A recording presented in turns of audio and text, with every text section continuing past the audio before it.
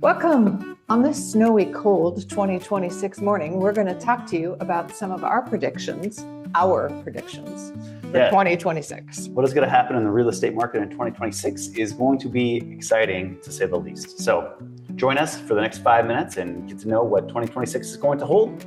Yay, 26.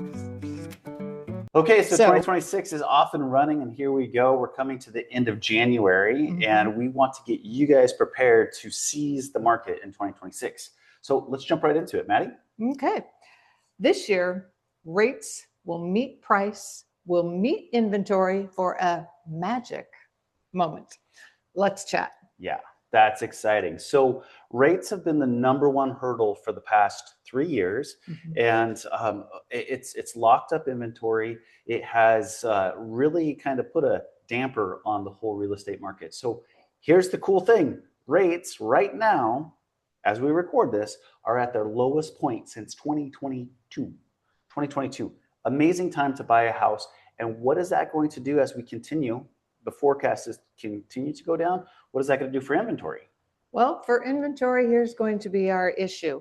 Suddenly, we will have buyers who have decided interest rates are right where we need them to be, who want to jump into the market. But even statistically, as far as our inventory in the area, we, in the past 10 years, have had a 30% population increase, and we've doubled in size in the last 20 years here in Kootenai County. We've got like 188,223 people living here. So as far as available homes, what we have, because of that same fear that buyers have had about the rates, sellers who got into their homes at a much lower rate have been saying, I'm not leaving my good loan at this percent to put my home on the market. Can you blame them? No. Can you blame? I'm in the same boat. Hey, I've got 3.5 interest rate. I'm going to go up to 7. No one's going to jump into the pool there. Nope. But the water's getting warmer. Yes. Talk to us a little bit about that. Yeah. So we've got the huge tailwinds with rates continuing to come down. There's going to be a little bit of a change at the Federal Reserve in 2026. Jerome Powell is retiring. So the Trump administration is going to be able to appoint a new Fed chair, and we'll see what direction that's pointing. However, regardless, outside of that, it looks like the forecast for rate reductions over the next year is still a point to a point and a half. That's significant. Right? So that's hugely significant because right now we're in the high 5s. So if we can continue to get down to the low 5s, maybe even touch the 4s, those folks that have been sitting on the sidelines to list that house and go from 3.5 to 4.5, 5.5, that's not a huge jump. It's a huge jump when you double your interest rate. Yes. So hopefully this magic moment is all culminating together between buyers coming back to the market with lower rates, sellers listing their house because they're ready to move with lower rates. Yes. And we're going to have this magic moment in 2026. That's our prediction. And I think moment is the operative word. This is not going to be a long-term trend. No. Because exactly as we said, all of a sudden buyers are like, I can buy. Sellers are like, I can sell. But again, we have very little inventory. As Keith and I check the data, we only have like 2 months of inventory out there. That is going to be snapped up like that. Yeah. And so that will happen in that golden moment. But then because demand will be high, we may likely see that climb right back up in the cost of homes. Yep. We live in a gorgeous area. So many reasons people want to live in this area and in Idaho, that it's going to become a seller's market again. So that magic moment, I think if we were to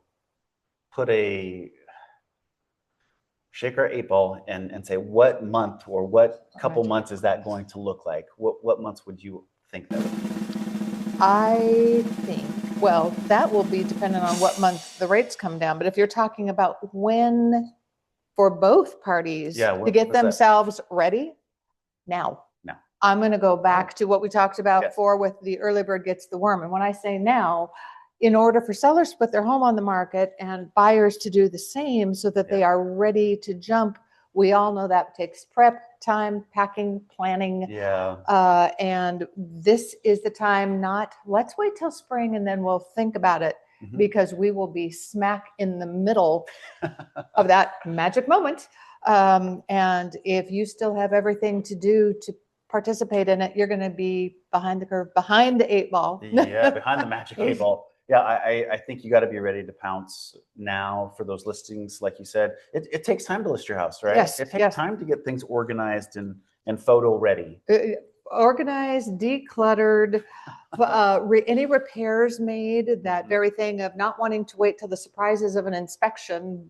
I even recommend having an inspection ahead of time so you're not caught off guard by things you may want to do, so that your home is quick to sell and not tied up. But and also time to plan for your next steps, both for sellers, where you're going to go, what are you going to do, downsize, whatever it may be.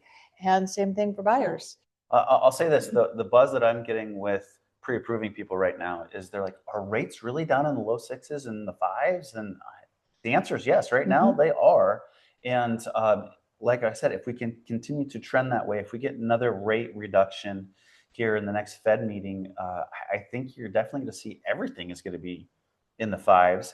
And that will start spurring some headlines. Rates are recovering. Rates are recovering. Well, I'm starting to hear that from my clients coming in to get pre-approved. So yeah, the great thing about a pre-approval, it's good for 3 months. So if you get pre-approved today, you're good all the way through 3 months from now, like beginning of April. So jump in first, jump in fast. The early adopters are going to be the ones that succeed.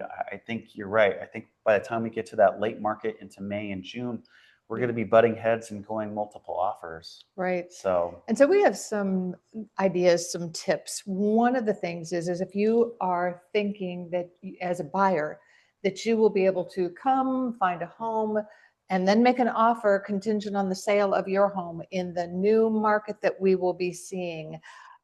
We predict that will not fly again, just due to reduced inventory and this opportunity.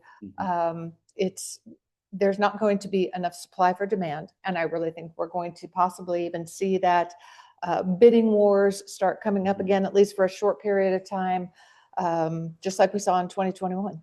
Right. And I think we need to prepare the transition folks that have a house to sell, then buy another house. I think you also need to prepare yourself on a couple options. If you're not going to go contingent, maybe it's moving in with a relative or a loved one. Maybe it's finding a short-term rental that you can pop into for a month or two while you sell your house and then buy the next house. So you have those proceeds in your bank account. I think we have a very small window for any contingent offers going into the busy season, which typically kicks off in middle of March, early April. So. Well, and when you were talking about ways to plan for that, I've heard of something called a bridge loan. Can you explain that? Yes, a bridge loan for those that have mass equity in their houses. They can use a bridge loan, which will give them the down payment money for their new house.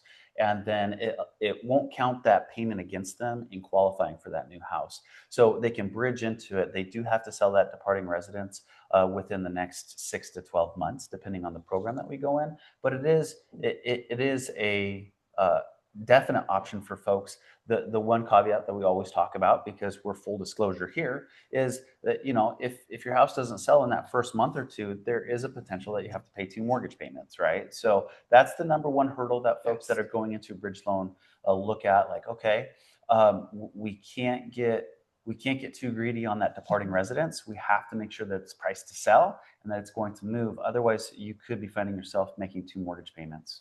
Oh, that would be tough. That's kind of tough for a little bit. One way that I do work around that is we take out a reserve from the proceeds, and we just kind of set that aside just to pay that departing residence mortgage for 2 or 3 months. So that is one way that you can bridge that hurdle as well. Okay. But it's full disclosure. I'm all about that. So that some of those are really good strategies. And again, we don't mean to be rude, but the truth is this requires strategy, which I relate to game playing, and you got to be willing to play the game if you want to win. It's just kind of like the lottery. You gotta play to win. Lotto, sitting down at the poker table. So if you're gonna do anything, you have to be in it to win it. The other thing too, strategy-wise, is there's different strategies based on price point, right? So different price points have different strategies to be applied. We were looking at some numbers and looking at inventory numbers, specifically in that first-time home buyer market, that $500,000 or below market. That market's off the chain, man. It is going fast and furious. And as we go through this, it's going to continue to get more and more competitive. So first-time homebuyers, hear me. There's ways to get in the house. All hope is not lost. Please do not play the victim here. You can get into a house. You just have to have the plan to get into the house. So let's sit down and do that. But when we get into that second home, that's $500 to $1 million, those are folks that typically have to sell that first-time home buyer home, that 2-bedroom, 1-bath, and go into a 4-bedroom, maybe with a little bit more acreage or what have you. There's a different strategy. Is it a bridge loan? Is it we're going to sell aggressively and buy aggressively? Is it how are we going to do that? And then if you're over $1 million, how are we going to do that? Is that something that you want to maybe look at renting your house out and then buying the next house? Coming up with a down payment in a different function, right? The takeaway that I want to leave you with is there's a lot of strategy in this game. It's not just buying and selling real estate. We're not selling mangoes on the corner market, right? We're selling real estate, and the best execution and the best plan wins. And you just have to sit down with real estate professionals, sit down with Maddy, sit down with me, and understand what options are available to you.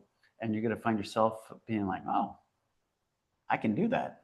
Let's make that happen. So that's the power that we have going into 2026. So, okay. Anything else you'd like to add there? I can't think of anything. Well, other than, as our motto right now is the early bird gets the worm, and it's time to plan. And as Keith said, time to sit with professionals, and that there is hope no matter what price point you're in. You just have to have a strong plan. Yeah. Game plans win, man. Failure to plan is planning to fail. So there you go. But anyway, take advantage of the 2026 market. Don't sit on the sidelines. Conversations are free. We look forward to talking with you in the near future, and hope you have a great and blessed 2026. For sure.